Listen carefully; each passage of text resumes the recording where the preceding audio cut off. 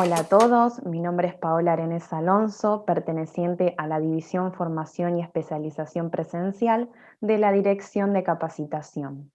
A partir de este bloque vamos a empezar a analizar el traslado de los derechos y obligaciones fiscales que van a poder pasar de la antecesora a la continuadora. Los mismos están detallados en el artículo 81 de la Ley del Impuesto a las Ganancias. A continuación mencionaremos los mismos y luego vamos a analizar aquellos que correspondan en un detalle más profundo. En primer lugar, van a poder pasar de la antecesora a la continuadora aquellos quebrantos impositivos acumulados no prescriptos. Recordemos que el contribuyente podrá compensar los mismos dentro de los 5 periodos fiscales siguientes al momento en el que ocurran. Otro punto que tenemos que tener en cuenta es que se van a poder trasladar aquellos saldos pendientes de imputación originados en ajuste por inflación positivos. Asimismo, van a poder trasladarse las franquicias impositivas o aquellas deducciones especiales que no fueron utilizadas en virtud de las limitaciones al monto computable en cada periodo fiscal determinadas por la ley del gravamen y que las mismas fueran trasladables a ejercicios futuros. También van a poder trasladarse aquellos cargos diferidos no deducidos. En este punto podemos mencionar como ejemplo la amortización de los gastos de organización, siempre que el contribuyente haya tomado la opción de amortizar los mismos en 5 periodos fiscales. Por lo tanto, si la antecesora decidió efectuar la amortización en 5 periodos fiscales y dentro de ese interín se produce la reorganización, la continuadora va a poder continuar con el cómputo de las amortizaciones correspondientes. En lo que respecta al traslado de la evaluación impositiva de bienes de uso, bienes de cambio e inmateriales, tenemos que tener presente que solo se va a tener en cuenta la evaluación impositiva y no el valor asignado a los fines de la transferencia de la reorganización. También, en aquellos casos en el que el contribuyente antecesor haya practicado el revalúo impositivo, la continuadora tendrá que reintegrar al balance impositivo como consecuencia de la venta de bienes o disminución de existencias. Por otra parte, también se va a trasladar de antecesora a continuadora aquellos sistemas de amortización de bienes de uso e inmateriales. Continuando con el traslado de los derechos y obligaciones fiscales, también van a poder trasladarse los métodos de imputación de utilidades y gastos al año fiscal. Recordemos en este punto que todos aquellos sujetos que obtengan rentas de tercera categoría van a imputarlos por el método de lo devengado, pero también está la opción del devengado exigible. Otro punto que tenemos que tener en cuenta es el traslado del cómputo de los plazos a los que se refiere el artículo 71 de la Ley de Impuesto a las Ganancias, que trata el régimen de venta y reemplazo. Por último, se van a poder trasladar aquellos sistemas de imputación de las previsiones cuya deducción autoriza la ley. En este caso van a ser las deducciones a los malos créditos determinadas en el artículo 214 y 215 del decreto reglamentario.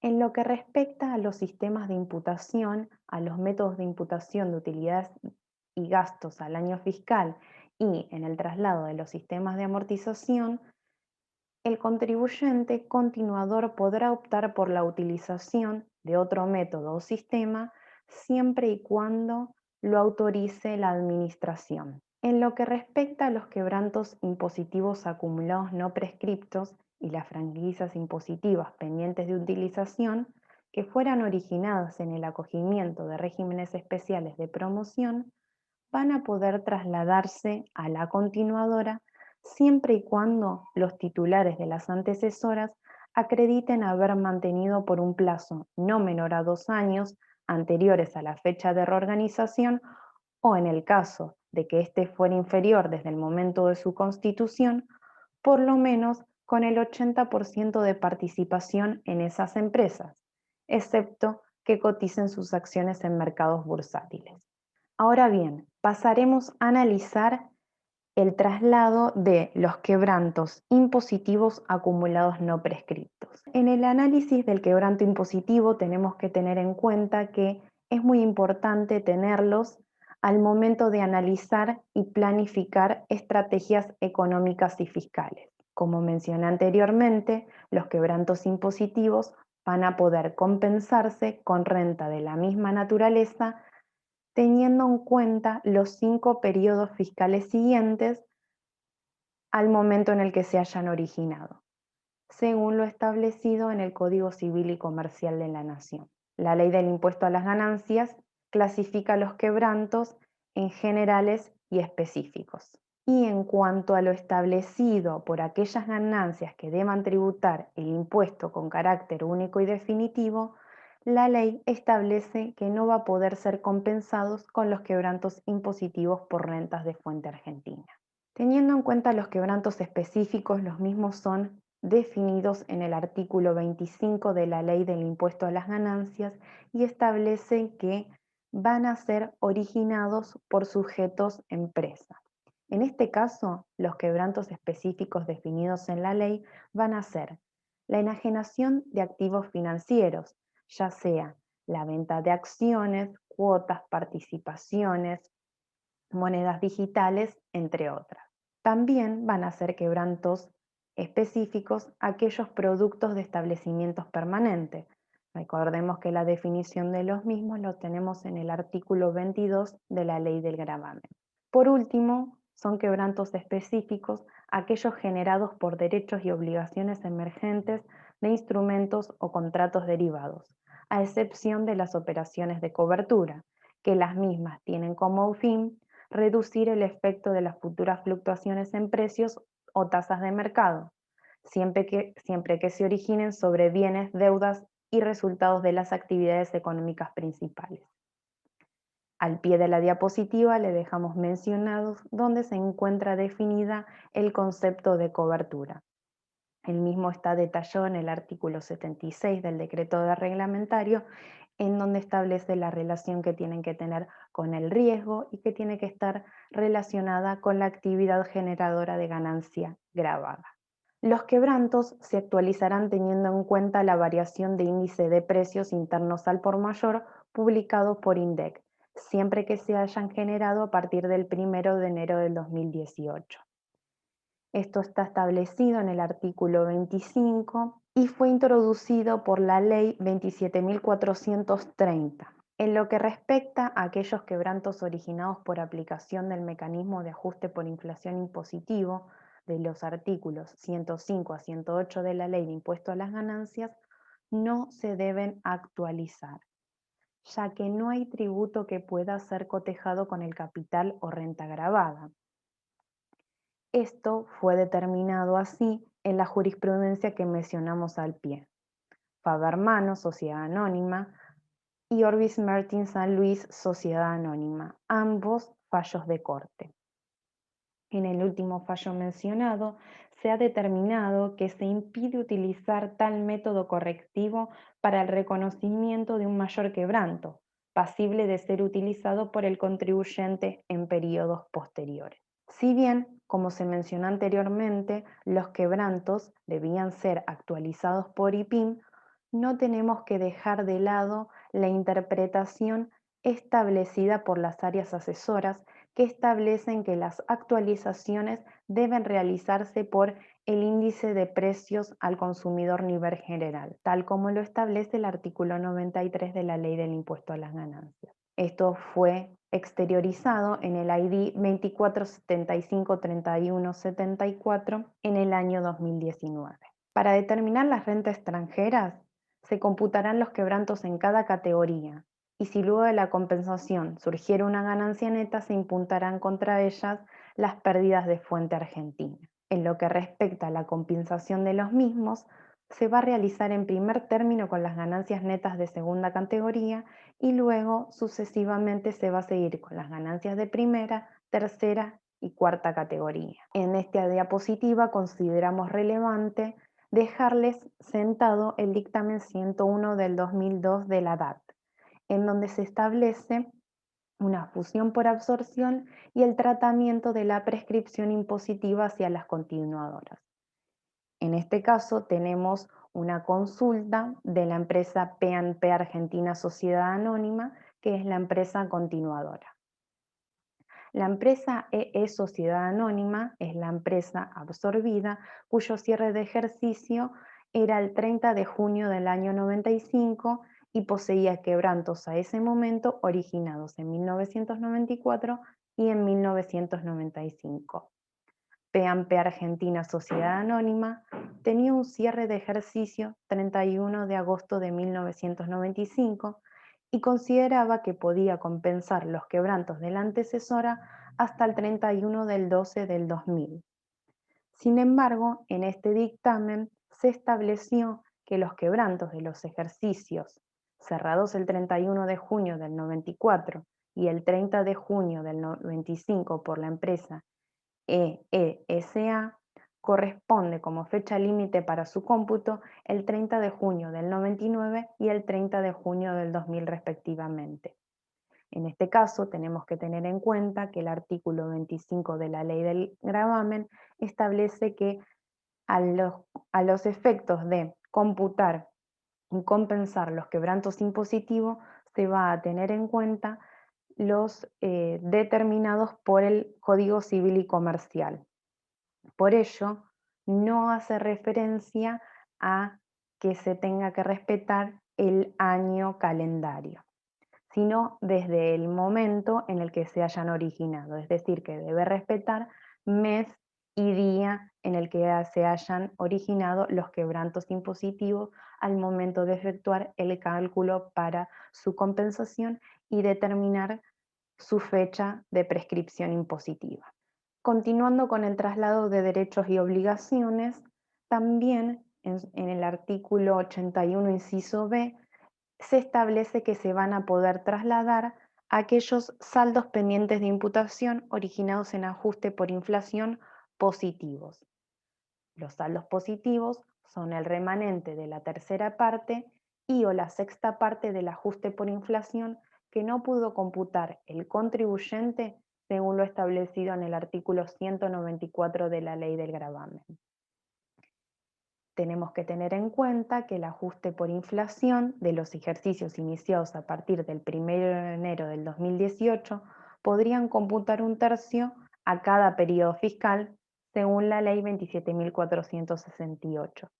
Y luego, con la entrada en vigencia de la Ley 27.541, el ajuste por inflación impositivo para periodos iniciados en el año 2009 se comenzarían a dividir en 6 partes hacia adelante, respetando aquellos tercios remanentes que se hayan originado en ejercicios que comiencen en el año 2018.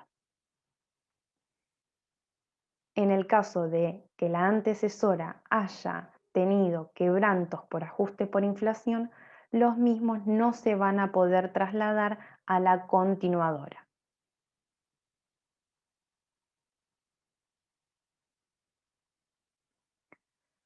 En lo que respecta a las franquicias impositivas y deducciones especiales que se puede trasladar a la continuadora, les dejamos mencionados algunos ejemplos para tener en cuenta.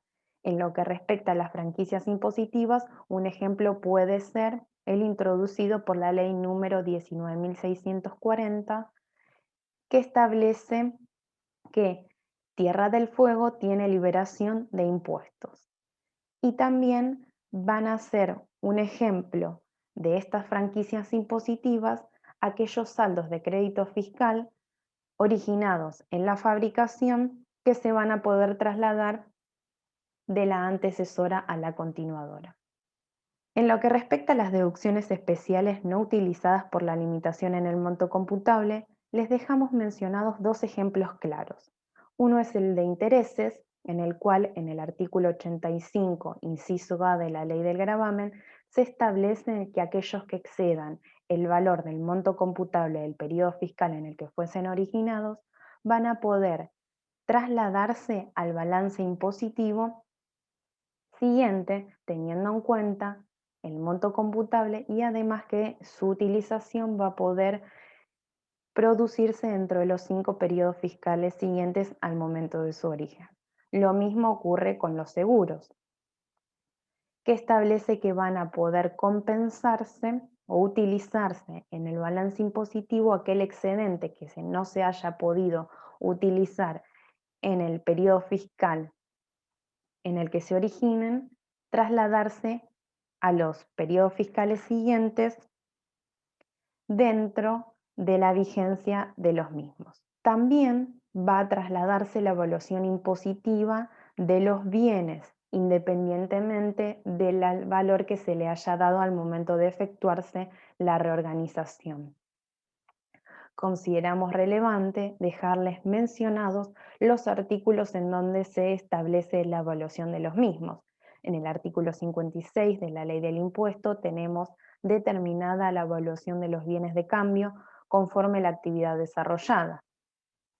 En el artículo 62, la evaluación de los bienes muebles amortizables. En el artículo 63, la evaluación de los bienes inmuebles y en el artículo 64 la evaluación de intangibles. En los mismos tienen detallada cómo se calcula la evaluación y las diferencias que hay si los mismos son bienes de reventa, bienes construidos o bienes producidos. Asimismo, cabe resaltar que el artículo 93 determina la actualización del costo cuando los mismos hubiesen ingresado al patrimonio de la antecesora a partir del 1 de enero del año 2018. Otro tema que debemos analizar es el revalúo impositivo que haya sido practicado por las antecesoras. El revalúo impositivo fue incorporado como título 10 en la Ley 27.430. El mismo debería ser aplicado a partir del 1 de enero del 2018 por única vez y consistía en la actualización de ciertos bienes que tenía la entidad. Uno de los requisitos que tenía que tener presente el contribuyente que deseara practicar este revalúo era que los mismos sean residentes argentinos al 30 de diciembre de 2017 y los mismos iban a aplicar sobre determinados bienes afectados a la generación de ganancia gravada de fuente argentina o fuesen adquiridos o construidos antes del 30 del 12 del 2017. Este revalúo se iba a aplicar a ejercicios fiscales cerrados desde diciembre del año 2017 a noviembre del año 2018, es decir, un año calendario. En el caso de aquellos bienes que cuenten con el régimen de una amortización acelerada, los mismos estaban excluidos del revalúo impositivo. ¿Qué es lo que ocurre con el valor residual? En el caso de que la antecesora haya practicado el revalúo impositivo, la continuadora debería incluir y restituir al balance impositivo el valor residual del importe del revalúo, el cual se debería reducir en un 60% si el bien se hubiese enajenado en el primer ejercicio o el 30% si la enajenación se realizara en el segundo ejercicio respectivamente. ¿Y esto por qué ocurre? Porque en lo que respecta a los sistemas de amortización de bienes de uso, recordemos que la antecesora puede trasladarlos a las continuadoras. En el caso de los bienes muebles amortizables, la amortización es lineal según los años de vida útil y desde el año de alta.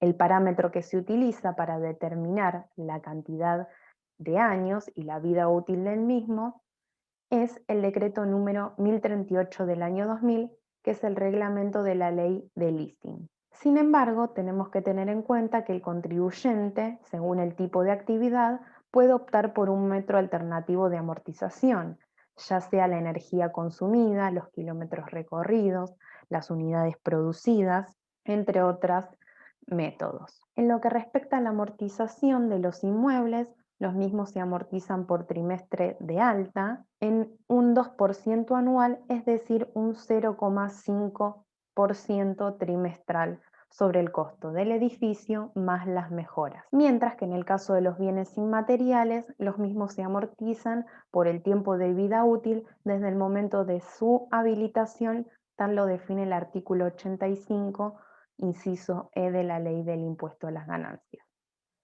Recordemos que la continuadora puede optar por otro sistema de amortización que está sujeto a la autorización correspondiente de la Administración.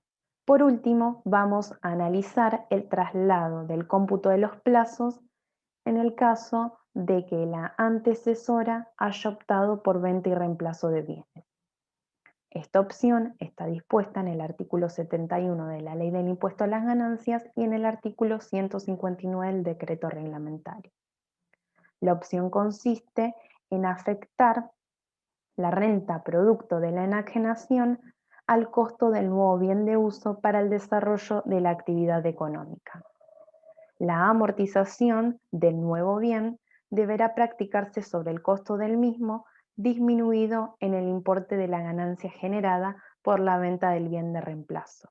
Para que esta opción sea efectiva, el contribuyente deberá efectuar la venta y la compra en el periodo de 1 año. Y en el caso de que el bien de reemplazo fuera un inmueble a construir, corresponderá que los responsables comuniquen dentro del plazo de 4 años los datos relativos a la finalización de la construcción. En el caso de que la antecesora y la continuadora se produzca el proceso de reorganización y dentro de este periodo se produzca la venta de un bien, se va a poder trasladar esos plazos establecidos para que la continuadora pueda hacer ejercicio de esta opción. Es decir, que se trasladan los plazos que ya hayan transcurrido en la empresa antecesora. Muchas gracias.